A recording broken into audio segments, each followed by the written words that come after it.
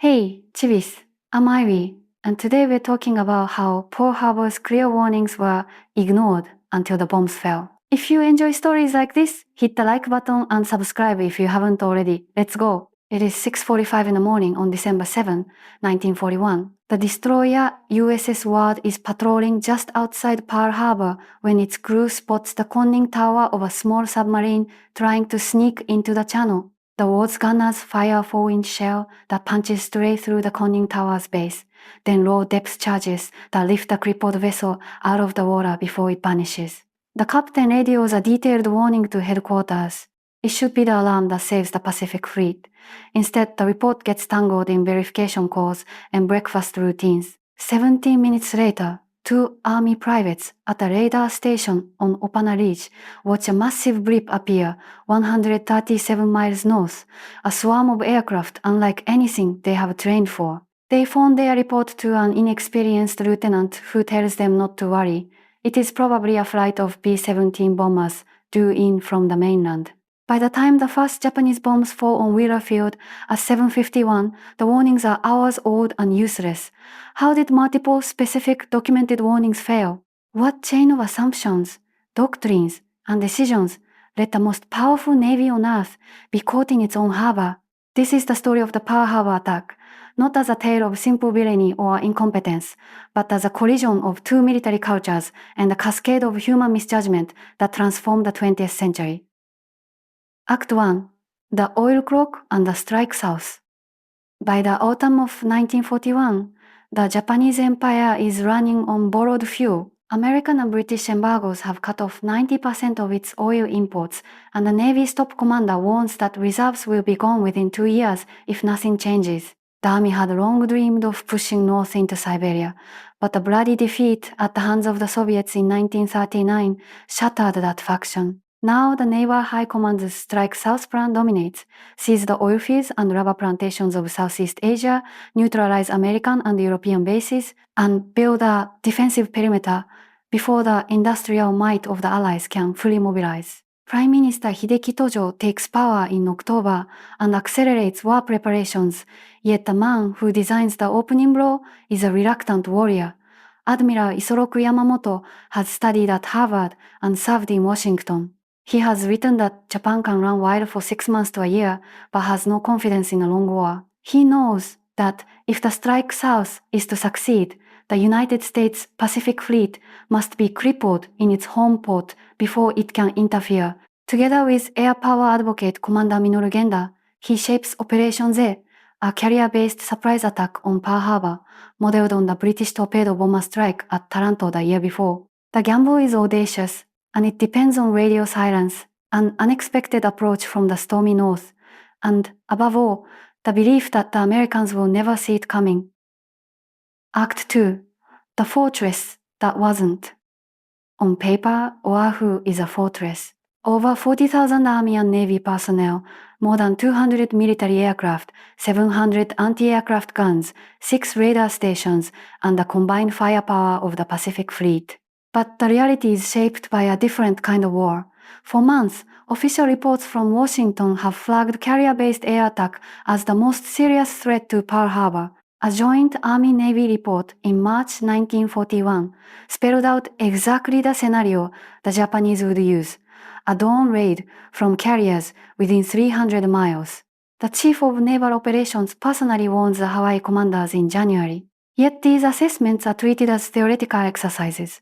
When General Walter Short receives a war warning on November 27th, he doesn't order full air defense readiness. Instead, he activates an anti-sabotage alert.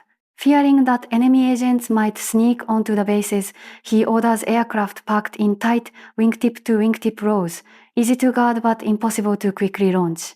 Anti-aircraft ammunition is locked in armories, guns stand unmanned.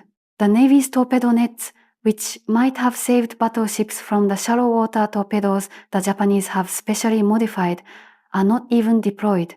The commanders believe war is coming, but they are convinced it will start in the Philippines or Malaya, not in their own backyard. Act 3. The hours before. At 6 o'clock on December 7, Japanese time, The 6 carriers of the Kido Butai battle group turned into a stiff wind 220 miles north of Oahu. In rough seas that sent spray over the flight decks, 183 aircraft rattle to life. Commander Mitsuo Fuchida leads the first wave south, his navigator tuning into Honolulu's soft morning radio music. He sees no American fighters, no flak. Surprise is complete. He fires a single flare, then a second by accident, confusing the dive bomber leader who thinks the attack has been discovered and starts his runs early. What was meant to be a coordinated sequence becomes an improvised melee, yet it hardly matters. Meanwhile, the American radar contact at Opana has been dismissed as the expected B-17 flight. The submarine sunk by the Ward has been reported, but the Naval District Commander wants verification that will take over an hour to satisfy. At 7:51, the first Ward dive bombers tip over into their dives above Wheeler Field, and the waiting ends. Act 4. Airfields ablaze. Wheeler Field is home to over 130 fighters, almost all parked in neat, unarmed rows. When the first bombs hit the hangar, the base commander thinks it's a terrible accident. Then the ammunition depot explodes. A burglar who hasn't learned the call to arms sounds paycall instead, and men pour out of barracks directly into strafing machine gun fire. There is no anti-aircraft battery, only a single 50 caliber machine gun mounted on the firehouse roof, operated by prisoners from the stockade, because the firemen are fighting flames. Pilots George Welch and Kenneth Taylor, still in tuxedo trousers from a dance the night before, race to a remote auxiliary strip, get 2 P-40s armed and airborne, and eventually shoot down several attackers. At Kaneohe Naval Air Station on the eastern coast, 36 PBY Catalina flying boats sit moored in the bay or parked on the ramp. 11 Zeros strafe them for 8 minutes until 27 of the Catalinas are burning hulks. Chief Ordnanceman John Finn drags a 50 caliber machine gun onto an exposed parking ramp on a makeshift tripod.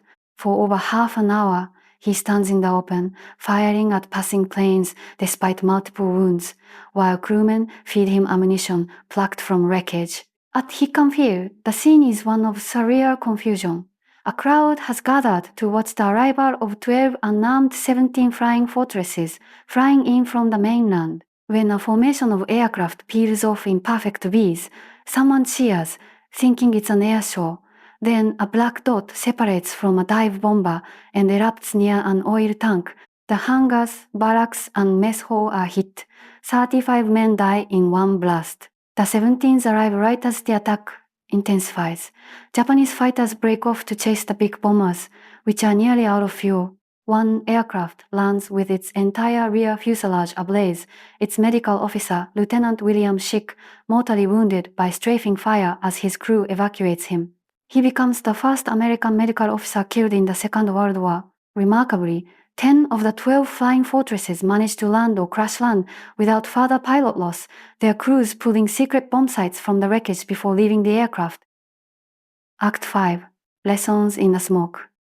When the first wave departs around 8:30, it leaves behind nearly all of Oahu's air power wrecked or burning on the ground. In 90 minutes, a handful of Japanese aviators have demonstrated a brutal truth that naval theorists had been debating for years. The battleship era is over, and the aircraft carrier is now the decisive weapon of the sea. The damage suffered at Pearl Harbor, devastating as it is, does not include the American carriers that were fortunately at sea. Within 6 months, those same carriers will set a midway ambush that turns the tide of the Pacific War, using tactics directly learned from the Japanese strike. Moreover, the shock of December 7th shatters American isolationism.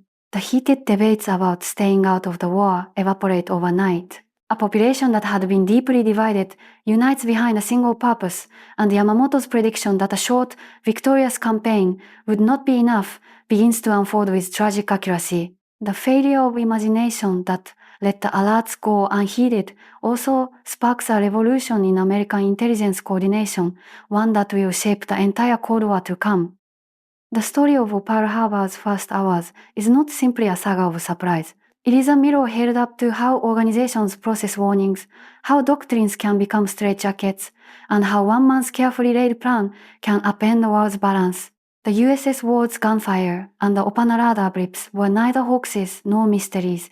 They were clear signals that dissolved in a system not yet equipped to hear them. By walking through that morning, we see not only what was lost, but also how the terrible clarity that followed reshaped a navy, a nation, and an entire century. If you found this exploration valuable, please subscribe and turn on notifications. We will continue to follow the evidence wherever it leads, bringing you thoroughly researched histories that strip away myths and honor the real human decisions behind the dates. Thank you for watching.